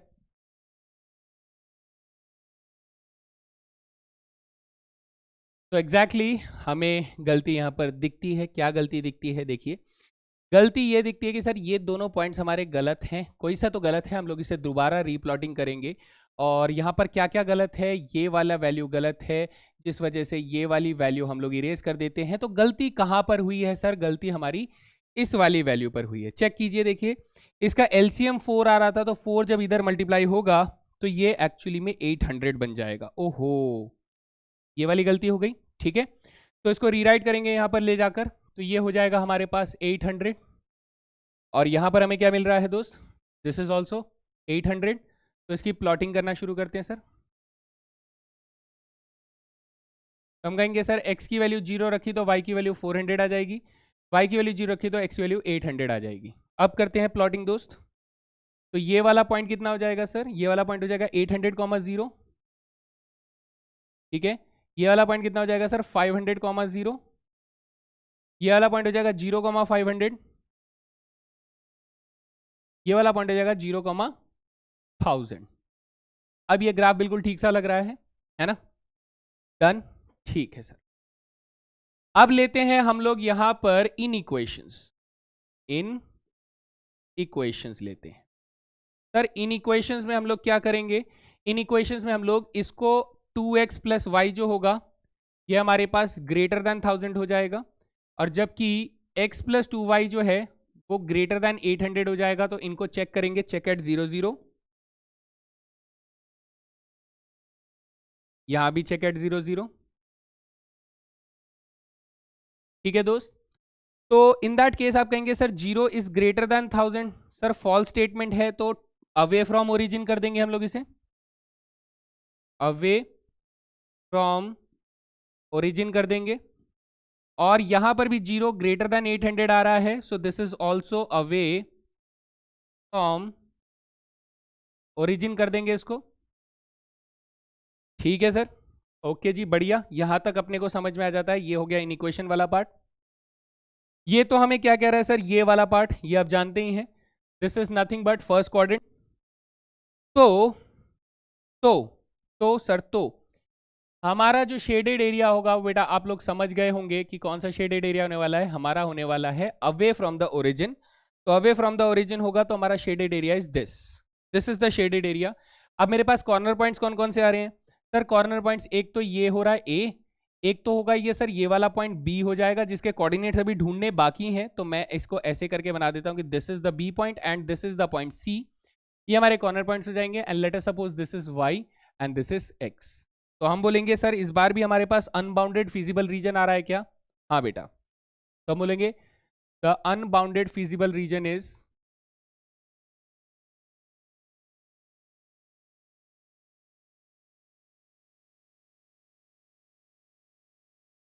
क्या हो जाएगा ये y A B C x हो जाएगा। ठीक है सर, हमें बी के कोऑर्डिनेट्स ढूंढने पड़ेंगे पहले, तो बी के कोऑर्डिनेट्स आप लोग ढूंढ सकते हैं इन दोनों इक्वेशन को सॉल्व करके। तो आप सॉल्व करने की कोशिश कीजिए। देखिए इसको अगर मैं डबल कर देता हूं तो ये, इसको अगर डबल कर देता हूं तो ये 4x प्लस 2y बराबर 2000 है, और ये हमारे पास x प्लस 2y बराबर 800 है। तो जब मैं इसे माइनस करूंगा तो ये तो कट जाएगा सर, 3x बराबर हमारे पास कितना आ जाएगा, दिस इज 800। ठीक है जी, तो ये हमारे पास 1200 आ जाएगा। सो x की वैल्यू आ जाएगी 400, और अगर x की वैल्यू 400 है तो y की वैल्यू आ जाएगी 200। यानी ये पॉइंट हमें क्या मिल जाता है सर, ये पॉइंट मिल जाता है 400, 200 आफ्टर सिंप्लीफिकेशन। ठीक है सर, अब तो सर आखिरी स्टेप बाकी है, वो तो कर लेंगे, कर देता हूं भाई। एक हो गया हमारे पास ये जो पहला रो, कितने कॉर्नर पॉइंट्स हैं, 3, 1 2 3 हो गया जी सर। यहां पर हम लोग कॉर्नर पॉइंट्स लिखेंगे, यहां पर हम लोग उस फंक्शन को लिखेंगे जिसे मैक्सिमाइज या मिनिमाइज करना है, और यहां पर वैल्यू लिखेंगे। तो ये हो गया हमारे पास corner point CP. Corner points क्या क्या आ रहे हैं सर, एक आ रहा है 0,1000 आ रहा है, ठीक है, एक आ रहा है 0,500 आ रहा है, ठीक है, 0,500 नहीं सर, 500 नहीं, 400,200 आ रहा है। तो इसको थोड़ा और अच्छे से लिखते हैं, दिस इज 400,200 आ रहा है। और फिर हमारे पास एक आ रहा है 800,0 आ रहा है, 800,0। ठीक है, तो हमारा कॉस्ट फंक्शन क्या था, कॉस्ट फंक्शन था 4/1000x प्लस 6/1000 y था, और यहां पर वैल्यू लिख लेते हैं। ठीक है सर, वैल्यू की कैलकुलेशन करिए बेटा, 0 डालेंगे तो ये तो 0 हो जाएगा, यहाँ 1000 डालेंगे तो ये 6 हो जाएगा, यानी यहाँ से वैल्यू आ रही है 6। ओके, तो 6 रुपए लगे। ठीक है सर, यहाँ 400 डालूंगा तो 4 4 जा 1600 आ जाएगा, 1600 अपॉन में बेटा 1000 आ जाएगा, प्लस 200 डालूंगा तो ये 2 6 जा 12 हो जाएगा, तो 1200 अपॉन में 1000 आ जाएगा। तो आप कहेंगे सर यहाँ से मेरे पास 2.8 वैल्यू आ रही है। कैलकुलेट करिए, 16 12 28, 2800 अपॉन में 1000, 2.8। 800 डालूंगा तो सर ये 3200 अपॉन में 1000 आ जाएगा, और प्लस 0 आ जाएगा, तो हमारे पास ये कितना हो जाएगा सर, 3.2 हो जाएगा। सर मिनिमम वैल्यू किधर आ रही है, मिनिमम वैल्यू आपके पास इधर आ रही है। तो हम कहेंगे कि sir cost is minimum when, cost is minimum when क्या क्या लिया था सर हम लोगों ने लिया था x gram of wheat and y gram of rice. तो हम कहेंगे when 400 gram of wheat and 200 gram of rice is used. तो ये हो गया मेरे पास फाइनल आंसर। एन जी बच्चा, मजा आ रहा है सर, भयानक सा लग रहा है। तो जैसा भी लग रहा है बेटा, 6 मार्क्स आप लोगों को देकर जाता है। इस क्वेश्चन की बहुत अच्छे से प्रैक्टिस करिए। आपको एक चीज देखने पर पता लग रहा होगा सर पैटर्न सेम है, इक्वेशन सॉल्व करना है, इन इक्वेशन सॉल्व करना है, कॉस्ट फंक्शन या फिर प्रॉफिट फंक्शन जो भी है वो बनाना है, और फिर उसके बाद ग्राफिकली उसका शेडेड एरिया देखकर कॉर्नर पॉइंट्स पे हमें मैक्सिमम या मिनिमम वैल्यू को निकाल कर लेकर आना है। बस दैट्स इट, बस खत्म, सिंपल है ना। चलिए बेटा, इसी के साथ हम लोग लेकर चलते हैं आपको अगले सवाल के ऊपर। ये देखिए क्वेश्चन और लंबा हो गया सर, क्या आप बात कर रहे हो सर, इतने लंबे क्वेश्चन आते हैं क्या? हाँ बेटा, ये प्रीवियस ईयर क्वेश्चन ही है। चलो ध्यान से देखना, ये क्वेश्चन को अगर मैं आप लोगों को बोलूं कि a farm is engaged in breeding pigs, the pigs are fed on various products grown on the farm, in view of the need to ensure certain nutrient constituents call them x, y and z, it is necessary to buy 2 additional products say a and b। तो देखिए बेटा, यहाँ पर ये कह रहा है कि सपोज कीजिए, मैं आप लोगों को टेबल के थ्रू इस चीज़ को बनाना ज़्यादा बेहतर समझ आता हूँ। तो सपोज कीजिए ये हमारे पास एक टेबल हो गया, इसी में सारा डेटा मैं फिल करता हूं और आप देखिए कितना आसान हो जाएगा ये चीज समझना आपके लिए।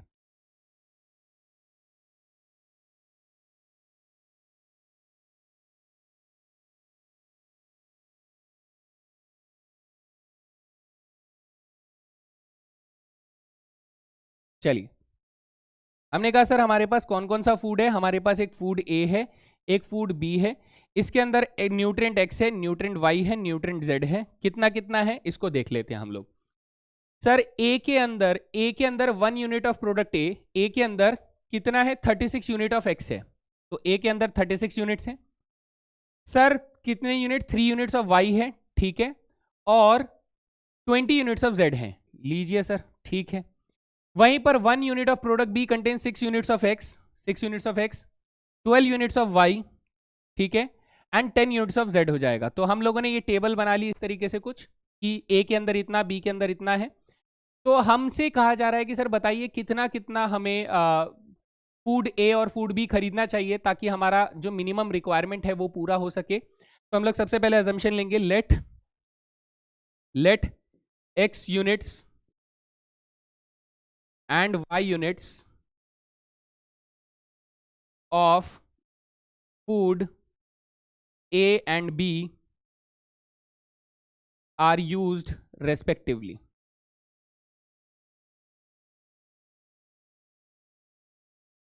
ठीक है, x यूनिट्स बेटा फूड ए का हो गया, y यूनिट्स फूड बी का हो गया। तो आप कहेंगे सर अगर मैंने इसको x यूनिट्स खरीदा है, इसको मैंने y यूनिट्स खरीदा है, तो ये 36x हो जाएगा, ये 6y हो जाएगा, ये 3x हो जाएगा, ये 12y हो जाएगा, ये 20x हो जाएगा और ये 10y हो जाएगा। अरे वाह सर, मजा आ गया।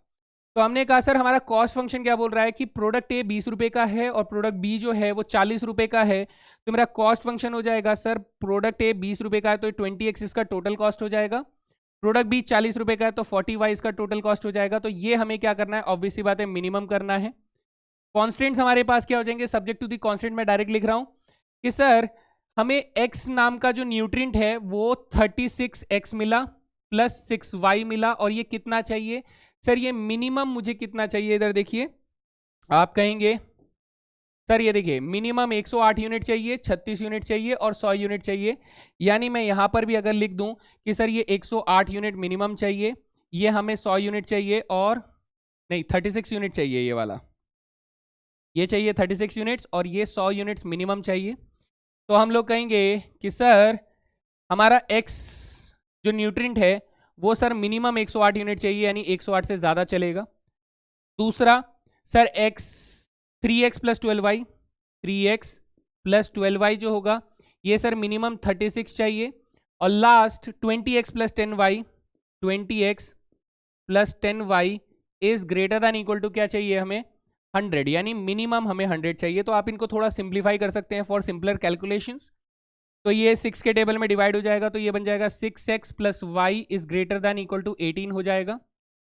इसे 3 के टेबल में डिवाइड कर देंगे तो ये हमारे पास x plus 4y greater than 12 हो जाएगा, और ये हमारे पास 10 के टेबल में डिवाइड कर देंगे तो 2x plus y greater than 10 हो जाएगा। तो ये हमारे पास 3 कॉन्स्टेंट्स आ जाते हैं, लेकिन इसके साथ साथ हम लोग ये कहेंगे सर x और y भी तो ग्रेटर दैन इक्वल टू 0 रहेगा। क्यों? क्योंकि हम जो खरीदेंगे वो पॉजिटिव में खरीदेंगे, नेगेटिव में तो खरीदने नहीं वाले, है ना।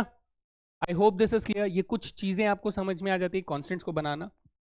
अब ये सारी चीजें मैं पीछे कॉपी कर रहा हूं। चलिए, सी हमारे पास कितना है सर, सी हमारे पास 20x प्लस 40y है, ठीक है। कॉन्स्टेंट्स क्या आ रहे हैं बेटा, 6x plus y is greater than 18, 6x plus y is greater than equal to 18, और क्या आ रहे हैं sir, x plus 4y greater than equal to 12, और क्या आ रहे हैं 2x plus y greater than equal to 10, ठीक है। और साथ में क्या है sir, x y greater than 0 है, ये हमारे पास दिए जा रहे हैं। तो ये वाला पार्ट क्या होता है सर, ये वाला पार्ट तो अपने पास फर्स्ट क्वाड्रेंट दिखाता है। शुरू करें अंताक्षरी, है ना। चलो इक्वेशंस देखिएगा, इक्वेशंस लेते हैं तो ये बन जाएगा 6x plus Y equals to 18, और ये बन जाएगा x plus 4y equals to 12, ये बन जाएगा 2x plus Y equals to 10, तो इनकी प्लॉटिंग करना शुरू करिए। एक्स वाई, एक्स की वैल्यू 0 रखी तो वाई की वैल्यू 18, वाई की वैल्यू 0 रखी तो एक्स की वैल्यू 3 आ जाएगी। तो ये पॉइंट्स आप देख पा रहे हैं 0,18 बेटा यहां कहीं आ रहा होगा, ये वाला point. Let us check, this point should be 0,18, ठीक है सर। और 3,0 कहां आ रहा होगा बेटा, यहां पर आ रहा होगा, दिस इज 3,0, ठीक है sir.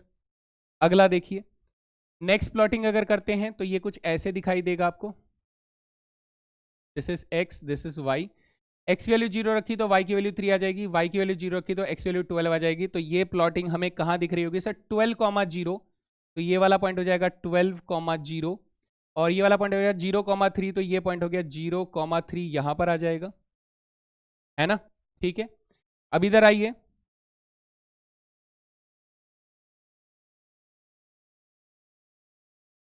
This is x, this is y. X की वैल्यू 0 रखेंगे तो वाई की वैल्यू 10 आ जाएगी, वाई की वैल्यू 0 रखेंगे तो एक्स की वैल्यू 5 आ जाएगी। तो ये वाली प्लॉटिंग करते हैं यहां पर, ओके। दिस इज 0,10, तो ये वाला पॉइंट 0,10 जैसा हो जाएगा, ठीक है। और ये हो जाएगा 5,0, दिस पॉइंट इज 5,0 हो जाएगा। I hope this is clear to everyone guys, यहां तक मेरे ख्याल से किसी को कोई परेशानी नहीं होनी चाहिए, है ना जी। ठीक है दोस्त, ठीक है जी, बढ़िया, ठीक है सर। इन इक्वेशंस ले लेते हैं अब, इन इक्वेशंस,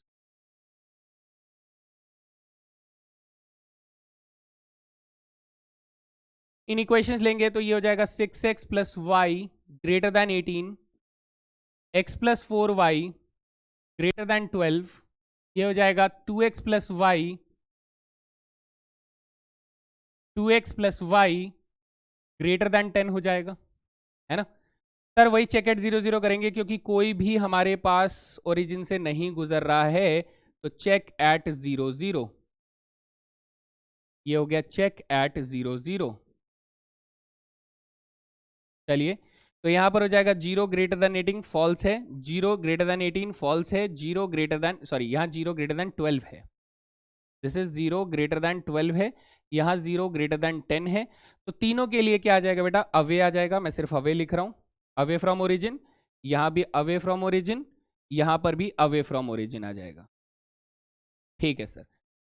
और ये मुझे कह रहा है कि सर फर्स्ट क्वाड्रेंट में रहना चाहिए, तो एक्चुअली में मेरा एरिया, शेडेड एरिया कौन सा गिना जाएगा सर, हमारा शेडेड एरिया गिना जाएगा, ऐसे करके यहां से शुरू होगा और अनबाउंडेड ही रहेगा सर इस बार भी। तो क्या हो जाएगा सर, मान लीजिए मैं इसको शेड करने की कोशिश करता हूं, मुझे लगता है बाहर ना चला जाए, नहीं गया, वेरी गुड, नाइस अटेम्प्ट। तो सर हमारे पास कॉर्नर पॉइंट्स कौन कौन से हैं, इधर देखिए, फोकस कीजिए दोस्त, ये एक कॉर्नर पॉइंट है हमारे पास, ये एक कॉर्नर पॉइंट है हमारे पास, ये एक कॉर्नर पॉइंट है और ये एक कॉर्नर पॉइंट है।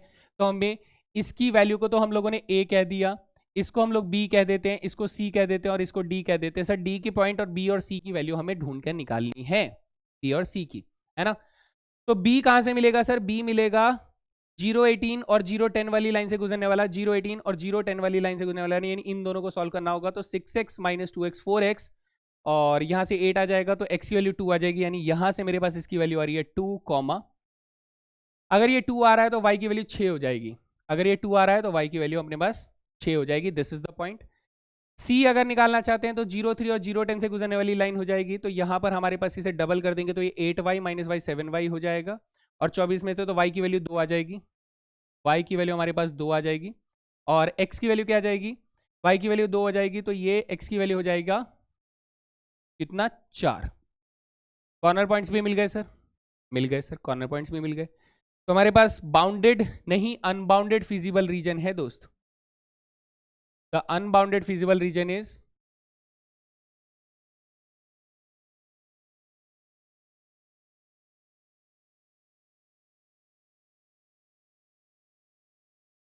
y a b c d और फिर x, जहां पर y यहां पर है और x हमारा यहां पर है जी, ठीक है सर।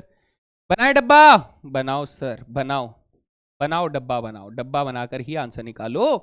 तो ये हो जाएगा हमारे पास पहला रो। हमारे पास कितने पॉइंट्स है सर, 4 कॉर्नर पॉइंट्स है, तो 1 2 3 और 4, ये लीजिए 4 हो गए सर, बढ़िया है ना। तो ये हो गया मेरा पहला जहां पर कॉर्नर पॉइंट्स रखूंगा, ये हो जाएगा दूसरा जहां पर वैल्यू और फंक्शन रहेगा।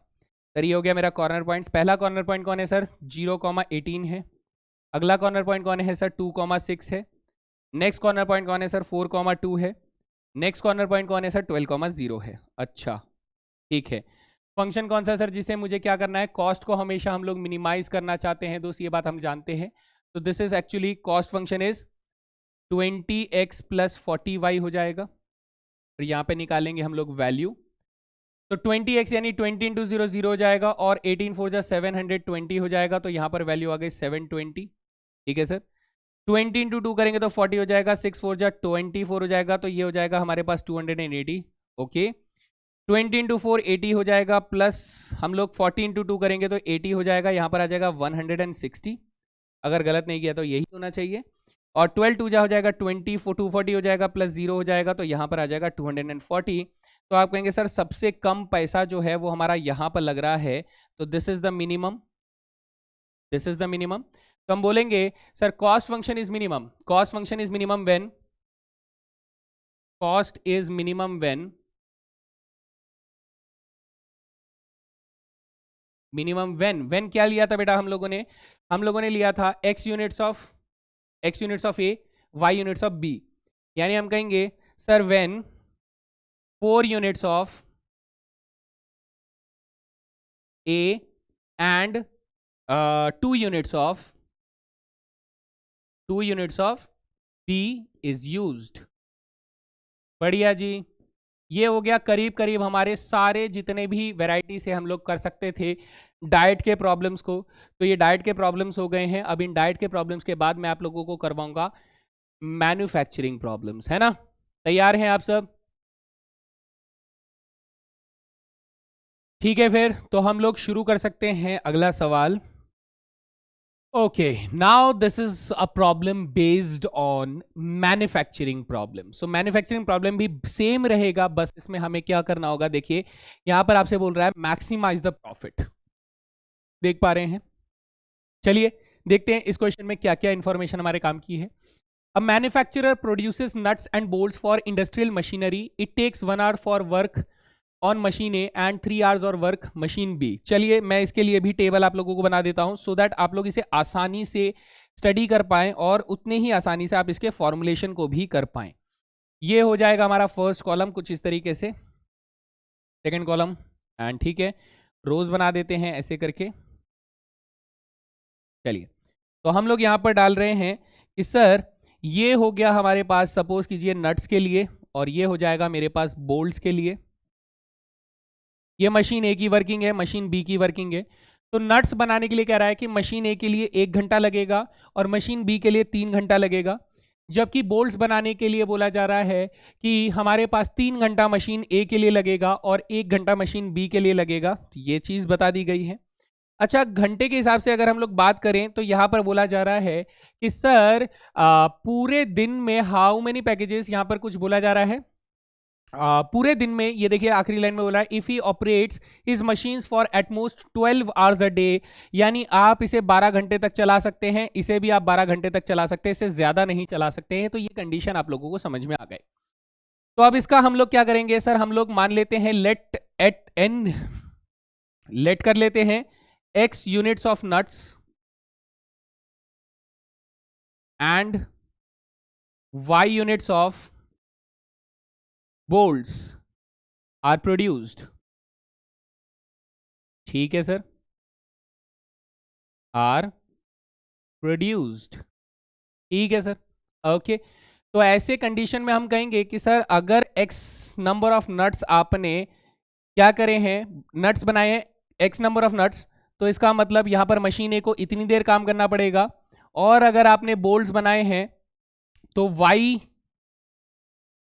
3y टाइम्स 3y आवर्स तक आपको बोल्ट्स के लिए मशीन ए को काम करना पड़ेगा, और यहां पर मशीन बी को नट्स के लिए इतना काम करना पड़ेगा और बोल्ट्स के लिए इतना काम करना पड़ेगा। तो ये हमारे पास हो गया। तो चलिए सबसे पहले कॉस्ट फंक्शन को जनरेट करते हैं। कॉस्ट फंक्शन नहीं, यहाँ प्रॉफिट फंक्शन जनरेट होगा। प्रॉफिट फंक्शन अब से क्या बोल रहा है, इट सेज कि 2.5 रुपए पर पैकेज ऑफ नट्स आपको मिल रहे हैं। ठीक है, तो हमने कहा कि 2.5 रुपए मिल रहे हैं, यानी 2.5 रुपीज एक पैकेज नट से हमें मिल जाते हैं और 1 रुपए बेटा आपको बोल्ट से मिल जाते हैं, यानी 1 रुपए यानी सीधा वाई हो जाएगा। और प्रॉफिट हमेशा मैक्सिमम करना होता है बेटा, कोई सेंस नहीं है मिनिमम करने का। कॉन्स्टेंट्स लिखते हैं बेटा। कॉन्स्टेंट्स ऐसा है कि मशीन ए जब हम लोग चला रहे थे तो उसका x प्लस 3y हो जाएगा। इतनी देर के लिए मशीन ए चला, लेकिन उसने कहा कि सर ज्यादा से ज्यादा आप 12 चला सकते हो, यानी उससे कम चला सकते हो लेकिन ज्यादा नहीं चला सकते हो, तो ये कॉन्स्टेंट हो गया। नेक्स्ट आपसे कह रहा है कि मशीन बी जो है वो 3x प्लस वाई टोटल इतना चला, ठीक है, और आप उसे ज्यादा से ज्यादा उसे भी 12 घंटे ही चला सकते हो, उससे ज्यादा नहीं चला सकते। और ऑब्वियस ही बात है, आपने नट्स और बोल्ट्स बनाए होंगे तो वो पॉजिटिव में ही बनाए होंगे, नेगेटिव में तो बन नहीं सकते। तो ये हो गए मेरे रिक्वायर्ड कॉन्स्ट्रेंट्स। जी सर, तो चलिए इसको कॉपी करते हैं पीछे। Profit function 2.5x, profit function is 2.5x plus y है, जिसको मुझे क्या करना है, मैक्सिमाइज करना है। कॉन्स्टेंट्स हमारे पास क्या है सर, कॉन्स्टेंट्स हैं x प्लस 3y 12 और 3x plus y 12, x plus 3y is less than equal to 12 एंड 3x plus 2y 3x plus y less than equal to 12 और x और y जो है वो ग्रेटर देन इक्वल टू 0 है। ये कंडीशंस हमें दी गई हैं। तो चलिए शुरुआत करते हैं इक्वेशन से। तो सबसे पहले इक्वेशंस बना लेते हैं। इक्वेशंस क्या हो जाएंगे हमारे पास, x plus 3y is equals to 12 हो जाएगा, 3x plus Y equals to 12 हो जाएगा। इसके लिए प्लॉटिंग करने के लिए हम लोग पॉइंट्स बना लेते हैं। This is x, this is y। x 0 रखेंगे तो y की वैल्यू 4, y 0 रखेंगे तो x की वैल्यू 12 हो जाएगी। यहां पर रखते हैं तो ये हो जाएगा x, ये हो जाएगा y। x 0 रखेंगे तो y की वैल्यू 12 हो जाएगी, इसे 0 रखेंगे तो y x की वैल्यू 4 हो जाएगी। तो इनकी प्लॉटिंग करें सर, करिए सर, प्लॉटिंग करिए, देखते हैं। ये वाला पॉइंट कितना हो जाएगा बेटा, ये 0,12 हो जाएगा, और ये वाला पॉइंट हो जाएगा 0,4 हो जाएगा। ये वाला पॉइंट सर 4,0 हो जाएगा, और ये वाला पॉइंट 12,0 हो जाएगा। जी सर, प्लॉटिंग हो गई, डन डना डन। अब हम लोग क्या करेंगे सर, अब हम लोग निकालेंगे इक्वेशंस। इक्वेशंस देखिए, इक्वेशंस की बात करूंगा तो x प्लस, सॉरी इन इक्वेशंस, ओहो, इन इक्वेशंस की बात करेंगे अब हम लोग।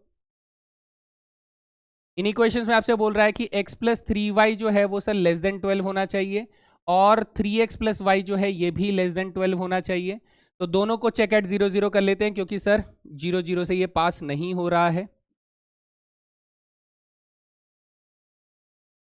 ये हो गया। तो सर यहाँ पर 0 इज लेस देन 12 हो जाएगा, तो सर ये तो सेटिस्फाई कर रहा है, इसका मतलब टूवर्ड्स हो जाएगा। शेडिंग कहाँ पर होगी, टूवर्ड्स ओरिजिन हो जाएगी। यहाँ 0 इज लेस देन 12 हो जाएगा, तो ये भी सर टूवर्ड्स हो जाएगा, टूवर्ड्स ओरिजिन यहाँ पर हमारी शेडिंग हो जाएगी। तो सर हमारा 90% काम तो हो जाएगा जैसे ही मैं ग्राफ को बना दूंगा। तो अब देखिए सर, ये मुझे क्या कह रहा है, ये कह रहा है कि सर फर्स्ट क्वाड्रेंट पे ही रहना, इससे बाहर मत जाना, और टूवर्ड्स ओरिजिन अगर मैं शेडिंग करूंगा तो ये वाला रीजन मेरा क्या हो जाएगा, फिजिबल रीजन हो जाएगा दोस्त, बिल्कुल। तो इसका मतलब द बाउंडेड फिजिबल रीजन, इस बार क्या आ रहा है सर, बाउंडेड फिजिबल रीजन आ रहा है हमारे पास, है ना। बाउंडेड फिजिबल रीजन कितना हो रहा है सर, ये हो रहा है, सपोज कीजिए मैंने इसको ए नाम दे दिया, इस पॉइंट को मैंने बी नाम दे दिया, कोऑर्डिनेट्स अभी ढूंढ लेंगे, ये सी हो गया, और ये तो मेरा ओरिजिन है ही, तो ये हो जाएगा इज ओ ए बी सी ओ हो जाएगा। ओके सर, तो बी के कोऑर्डिनेट्स बताइए। बी के कोऑर्डिनेट्स हो गए इन दोनों को सॉल्व करने पर। तो मान लीजिए मैंने इसे क्या किया, मैंने इसे 3 से मल्टीप्लाई कर दिया, तो ये हो जाएगा 9x माइनस एक्स 8x हो जाएगा। 36 माइनस 12 कर देंगे तो 24 हो जाएगा। तो x की वैल्यू हमारे पास आ जाएगी 4, नहीं x की वैल्यू 4 नहीं आएगी, है ना, x की वैल्यू 4 नहीं आएगी, x की वैल्यू आ जाएगी 3, 8 3 जा 24, ये 3 हो जाएगा, और ये भी 3 हो जाएगा सॉल्व करने पर। ठीक है सर, अब वही सर, वही पुरानी वाली चीज, हम लोग टेबल बनाएंगे और टेबल के हिसाब से चेक कर लेंगे सर। तो करो ना, करते क्यों नहीं हो, करो, हम तो कब से बोल रहे हैं। जी सर, तो ये हो जाएगा, यहां पर आ जाएगा कॉलम, और कॉलम ऐसे करके बना देंगे। तो ये हो गया मेरे पास sir corner points. Corner points क्या क्या आ जाएंगे सर, हमारे पास एक तो 0,4 आ रहा है, एक 3,3 आ रहा है, एक मेरे पास 4,0 आ रहा है। ऑब्वियसली 0 0 पर मैं चेक नहीं कर रहा हूं, तो यहाँ पर हमारे पास प्रॉफिट फंक्शन क्या है जिसे मैक्सिमाइज करना है, दैट इज 2.5x प्लस कितना आ रहा है, y आ रहा है, और यहाँ पर आ जाएगा वैल्यू। सर 0 डालूंगा तो ये 0 हो जाएगा, प्लस 4 हो जाएगा, यानी 4 रुपए का फायदा हुआ।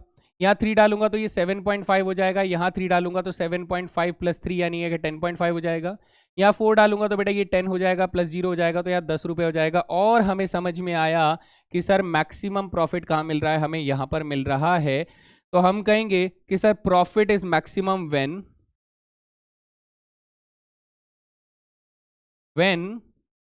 कितना बेटा, 3 यूनिट नट और 3 unit bolt, 3 units of your nuts and 3 units of bolts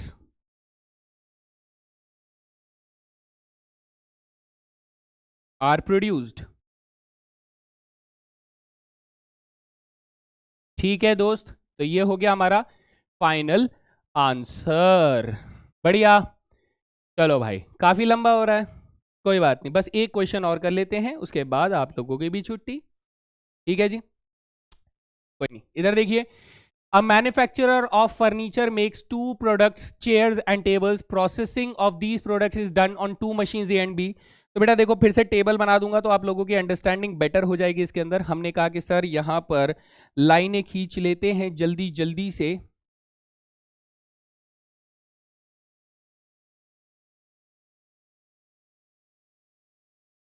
तो ये हमसे क्या कह रहा है कि सर हमारे पास चेयर बन रही है और क्या बन रही है सर, टेबल बन रही है। ठीक है, तो ये कह रहा है मशीन ए में काम हो रहा है और मशीन बी में काम हो रहा है। तो अब इंफॉर्मेशन के नाम पे क्या कह दिया जा रहा है, ये कह रहा है कि सर चेयर बनाने के लिए मुझे 2 घंटे मशीन ए पर काम करने हैं, ठीक है, और 6 घंटे मशीन बी पर काम करने हैं। ठीक है जी, और टेबल बनाने के लिए 4 घंटे मशीन ए पर काम करने हैं और 2 घंटे मशीन बी पर काम करना है। तो अज्यूम कर लेते हैं क्या चीज, late x units of chairs and y units of tables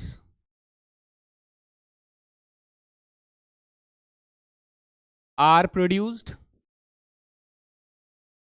इतने बनाए गए। ठीक है सर, तो ऐसे में हम कहेंगे कि सर अगर x यूनिट चेयर बनाए गए हैं तो ये भी x से मल्टीप्लाई हो जाएगा, ये भी x से मल्टीप्लाई हो जाएगा, और y यूनिट्स अगर टेबल बनाए गए तो ये भी y से मल्टीप्लाई हो जाएगा और ये भी y से मल्टीप्लाई हो जाएगा। नेक्स्ट वो ये कह रहा है कि एक दिन के अंदर सर 16 घंटे अवेलेबल है मशीन ए और 18 घंटे है अवेलेबल मशीन बी। तो इसकी मैक्सिमम कैपेसिटी 16 घंटे, इसकी मैक्सिमम कैपेसिटी 18 घंटे है। ठीक है, तो अब हम लोग क्या बनाएंगे सर, अब हम लोग बनाएंगे अपना प्रॉफिट फंक्शन, क्योंकि यहाँ पे प्रॉफिट बोल रहा है कि मैन्युफैक्चरर जो है वो चेयर और टेबल पे 3 रुपए और 5 रुपए कमा रहा है। तो प्रॉफिट फंक्शन हो जाएगा चेयर पर 3 रुपए तो 3x का प्रॉफिट, 5 रुपए टेबल पर कमा लेगा तो ये 5x हो जाएगा, है ना, रेस्पेक्टिवली। कॉन्स्टेंट्स हमारे पास क्या आ रहे हैं सर, मशीन ए जो है वो 2x प्लस 4y इतने घंटे चली है, लेकिन ये जो है ये सर मैक्सिमम 16 घंटे ही चलाई जा सकती है, उससे कम चलाया जाए अच्छा है, लेकिन उससे ज़्यादा नहीं चलना चाहिए। मशीन बी जो है वो 6x प्लस 2y इतना टोटल घंटे चलती है इनके प्रोडक्शन में, लेकिन ये सर 18 घंटे ही चल सकती है इतना। तो अब मैं अगर इनको थोड़ा सिंप्लीफाई कर लेता हूं तो यहाँ पर देखिए x और y तो हमारा ग्रेटर देन इक्वल टू 0 रहेगा, यानी प्रोडक्शन हमारा क्या रहेगा बेटा, पॉजिटिव में ही रहेगा। तो इसको थोड़ा सिंप्लीफाई कर लीजिए 2 के टेबल में कैंसिल आउट करके, तो आप कहेंगे सर ये x प्लस 2y जो है ये ग्रेटर देन इक्वल टू 8 हो जाएगा। ये जो है हमारे पास 3x प्लस y जो है ये हमारे पास लेस देन था यार, ये कितना था सर, लेस देन था, लेस देन इक्वल टू 8 हो जाएगा, और ये लेस देन इक्वल टू 9 हो जाएगा 2 के टेबल में डिवाइड करने पर। तो ये सारे कॉन्स्टेंट्स मैं नेक्स्ट पेज में कॉपी करूं, कर लीजिए सर। x प्लस 2y पहले प्रॉफिट फंक्शन, जो कि हमें क्या करना होता है बेटा, मैक्सिमाइज करना होता है, ऑब्वियस सी बात है मैक्सिमम प्रॉफिट। तो p बराबर 3x प्लस 5y, p बराबर 3x प्लस 5y जिसे हमें करना है मैक्सिमम, ये हो गया हमारा ऑब्जेक्टिव फंक्शन। कॉन्स्टेंट्स हमारे पास क्या है, x plus 2y less than equal to 8, x plus 2y less than equal to 8 comma, और क्या दिया हुआ है 3x plus 5 less than equal to 9, 3x plus y less than equal to 9, और x और y जो है वो ग्रेटर देन इक्वल टू 0 दिया जा रहा है। चलिए इसी के साथ शुरुआत करते हैं इक्वेशंस। इक्वेशंस को पिक करेंगे हम लोग, कहेंगे sir x plus 2y is equal to 8 एक इक्वेशन है, 3x प्लस y जो है वो इक्वल टू 9 एक इक्वेशन है। तो यहां से सॉल्व करते हैं इसको, तो ये हो जाएगा हमारे पास x, ये हो जाएगा y, तो x की वैल्यू 0 रखी तो y की वैल्यू 4 आ जाएगी, y की वैल्यू 0 रखी तो x की वैल्यू 8 आ जाएगी। इसको सॉल्व करते हैं सर, ये हो गया x, ये हो गया y, x की वैल्यू 0 रखी तो y की वैल्यू 9 आ जाएगी, y की वैल्यू 0 रखी तो x की वैल्यू 3 आ जाएगी। तो इनकी प्लॉटिंग करें सर, कर दीजिए सर। ये क्या है 8 0 और हमारे पास 3 0 है, तो ये वाला पॉइंट हो जाएगा, सॉरी 0,8, नहीं 8 0, 8 0 यहां पर आ जाएगा, दिस इज 8 0 और ये पॉइंट हो जाएगा मेरे पास 3,0 और यहां पर आ जाएगा 0 4 और 0 9, तो ये वाला पॉइंट हो जाएगा 0,4 और ये वाला पॉइंट हो जाएगा 0,9 हो जाएगा। ठीक है सर। तो सर अब हम लोग क्या करेंगे, इन इक्वेशंस को डील करेंगे। इन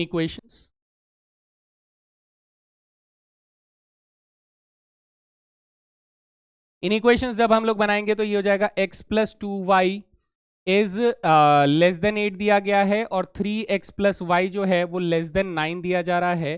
तो चेक एट 0 0 करें क्योंकि दोनों ही हमारे 0 0 से पास नहीं हो रहे हैं, तो चेक एट 0 0, यहां भी चेक एट 0 0 कर देंगे। ओके जी, तो यहां पर हो जाएगा 0 इज लेस देन 8, तो ये ट्रू है तो ये बेटा टूवर्ड्स शेडिंग करेगा, और यहां 0 इज लेस देन 9 तो ये भी ट्रू है तो ये टूवर्ड्स शेडिंग ही करेगा हमारी। ठीक है सर। तो टूवर्ड शेडिंग अगर करेगा तो मेरा शेडेड एरिया क्या आ जाएगा, ये आ जाएगा। हाँ सर, ये आ जाएगा हमारा शेडेड एरिया, है ना। तो हमें तो सर एक पॉइंट और चाहिए होगा, कौन सा, ये वाला पॉइंट। लेटेस्ट से मैंने इसको ए नाम दे दिया, यहाँ पर बी कोऑर्डिनेट हम लोग ढूंढ लेंगे और ये वाला पॉइंट जो है सी है और ये वाला पॉइंट तो ओ के नाम से फेमस है ही। तो बी पॉइंट कैसे होगा, इन दोनों का सॉल्यूशन हो जाएगा। तो मान लीजिए मैंने इसे डबल कर दिया, तो ये डबल करने पर मेरे पास 6x प्लस 2y बराबर 18 हो जाएगा और ये इक्वेशन x प्लस 2y बराबर 8 मिल रहा है। तो माइनस कर देंगे तो ये कट गया, यहाँ जाएगा 5x, यहाँ जाएगा 10, तो x की वैल्यू 2 आ जाएगी। और अगर x की वैल्यू 2 आ रही है तो y की वैल्यू 3 आ जाएगी। नाउ दिस पॉइंट इज 2,3 हो जाएगा। मस्त स्पीड अप करना है आप लोगों को ये सारी चीजें। तो हम कहेंगे sir the bounded feasible reason is,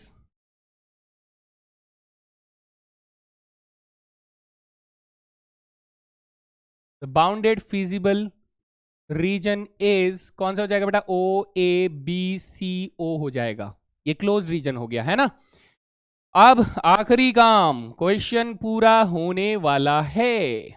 चलिए सर, तो ये हो गया हमारे पास पहला रो, दूसरा पॉइंट, तीसरा पॉइंट, और 0 0 पर भी मैं चेक कर लेता हूं। कोई वैसे आंसर कभी 0 0 पर होता नहीं है, बट ठीक है हम लोग चेक कर लेते हैं, है ना। तो ये हो गया, यहाँ पर वैल्यू लिख देंगे। ठीक है सर, चलिए वैल्यू रखते हैं। ये हो गया हमारे पास कॉर्नर पॉइंट्स।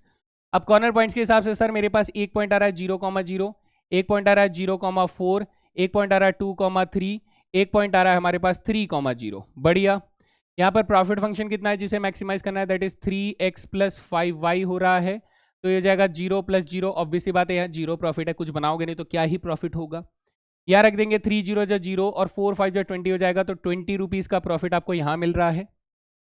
ये रख दोगे तो 3 2 जा 6 और 5 3 जा 15 हो जाएगा, तो 21 रुपीज का प्रॉफिट यहाँ मिल रहा है। हो जाएगा 3 3 जा 9 प्लस 0, तो 9 रुपए का प्रॉफिट यहाँ हो रहा है। तो ओ हो सर, ये देखिए ये दे रहा है हमें मैक्सिमम प्रॉफिट। तो मैक्सिमम प्रॉफिट हमें दे रहा है, तो इसका मतलब ये हो जाएगा profit is maximum when, profit is maximum when x बराबर क्या है सर, यानी हम लोगों ने कितने, ध्यान से देखिएगा, कितने चेयर बनाए x, टेबल कितने बनाए y, यानी हम लोगों ने कितने चेयर बनाए sir, 2 chairs and 3 tables are produced।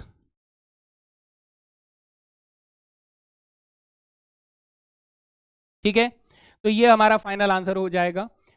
तो बच्चा लोग क्वेश्चन लंबा है, नो अदर स्टेटमेंट, मैं ये बोलूंगा कि क्वेश्चन लंबा है और एक्चुअली में है बहुत बेसिक सी चीज। लीनियर इक्वेशन सॉल्व करना है, लीनियर इनइक्वालिटीज के बेसिस पे शेडेड रीजन मुझे ढूंढना है, प्लॉटिंग करनी है एक ही प्रोसेस। जो सबसे मुश्किल काम है वो है फॉर्मुलेट करना। फॉर्मुलेट करने के लिए मैंने आपको टेबल का कॉन्सेप्ट बताया, आप इस टेबल की मदद से फॉर्मुलेशन कर सकते हैं। बिकॉज अगर आप प्रॉपरली फॉर्मुलेट कर पाए तो इस क्वेश्चन में फिर कोई दिक्कत नहीं होती है, आपको बस बेसिक चीजें सॉल्व करनी है।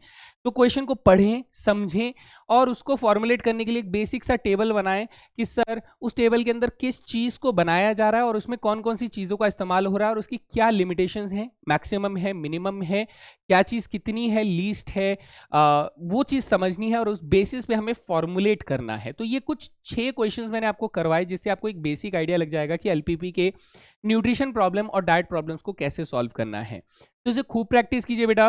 प्रैक्टिस शीट के अंदर मैंने आप लोगों को कुछ क्वेश्चंस और दे दिए हैं, तो इसको ज़रूर अच्छे से प्रैक्टिस कीजिए क्योंकि ये आपको एक क्वेश्चन आएगा और भर के मार्क्स देकर जाएगा, सिर्फ एक क्वेश्चन आएगा। अब आने वाला जो अगला सेशन होगा उसके अंदर मैं आपको और टाइप्स ऑफ एलपीपी करवाऊंगा कि हमारे पास और कितने तरीके के होते हैं। एक तो हमारे पास ट्रांसपोर्टेशन प्रॉब्लम आ जाता है, मैन्युफैक्चरिंग और डाइट वाला हम लोगों ने कर लिया है। अब हमारे पास क्या आ जाता है, एक ट्रांसपोर्टेशन और एक मिसलेनियस प्रॉब्लम आ जाता है। हम लोग उन दोनों टाइप्स को और देख लेंगे, तो उसके बाद अपना एलपीपी भी कवर हो जाएगा, फिर नया चैप्टर शुरू करेंगे, है ना। बढ़िया। तो इसी जोश के साथ पढ़ते रहिए, करते रहिए और स्वस्थ रहिए।